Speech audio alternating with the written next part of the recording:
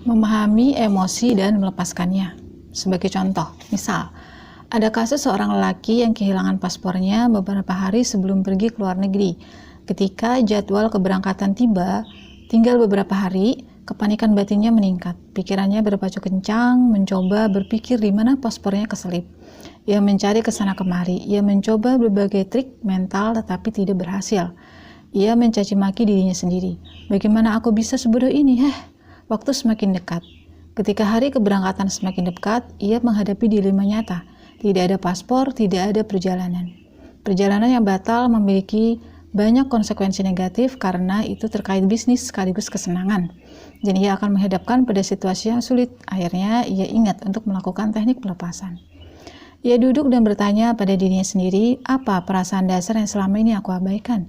Yang mengejutkan, perasaan dasar yang muncul adalah duka cita. Duka cita itu terkait dengan ketidakinginan dia terpisah dari seseorang yang sangat dicintainya. Ada juga rasa takut terkait kehilangan hubungan atau setidaknya melemahnya hubungan karena ketidakhadirannya. Ketika ia melepaskan duka cita dan ketakutannya, tiba-tiba ia merasa damai. Ia pun menyimpulkan jika hubungan itu memburuk karena ketidakhadirannya selama 2 minggu, hubungan itu tidak berarti sama sekali. Jadi tidak ada beresiko. Begitu merasa damai, ia langsung ingat di mana paspor itu berada. Bahkan paspor itu berada di tempat yang begitu sederhana dan jelas sehingga hanya blocking bawah sadar yang bisa menjelaskan mengapa ia tidak mengingatnya. Singkat cerita, ribuan pikiran tentang paspor hilang, perjalanan yang gagal dan seluruh konsekuensinya langsung menghilang. Kondisi emosionalnya berubah ceria, ia dipenuhi rasa syukur dan kebahagiaan, alih-alih frustasi. Pelepasan bisa sangat berguna dalam kehidupan sehari-hari, tetapi penggunaannya dalam krisis hidup bisa sangat penting untuk mencegah dan mengurangi penderitaan. Jadi, terima dulu kejadiannya, sadari perasaan-perasaan muncul, kemudian dipasrahkan atau dilepaskan. Ya, melepaskan bisa dengan kalau kita zikir istighfar, bukan fokus kepada istighfarnya, tapi nikmati istighfarnya.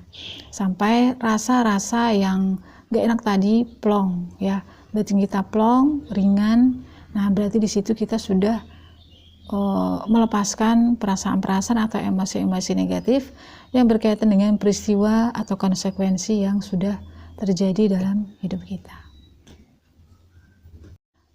Pesannya adalah bahwa segala sesuatu yang terjadi dalam hidup kita, sumbernya ada di dalam diri kita sendiri. Saat kita tahu sumbernya yang mendasari peristiwa itu terjadi, maka otomatis masalahnya selesai.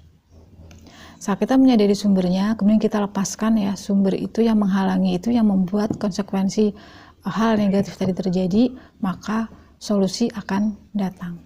Jadi kita tidak pernah lagi jangan lagi menyalahkan kondisi orang lain atas apapun yang terjadi dalam diri kita. Karena semuanya berasal dari sumbernya itu dalam diri kita sendiri. Setelah kita selesai dengan diri kita sendiri, pasti solusi itu akan datang. Dan ini praktek untuk menerima dan melepaskan, yang menyadari emosi-emosi negatif dan melepaskan itu harus dilakukan setiap hari. Karena apa? Setiap hari kita menghadapi realita kehidupan. Dan dalam realita kehidupan itu akan muncul berbagai macam pikiran dan perasaan. Dan itu yang harus kita identifikasi, terima, dan lepaskan setiap hari.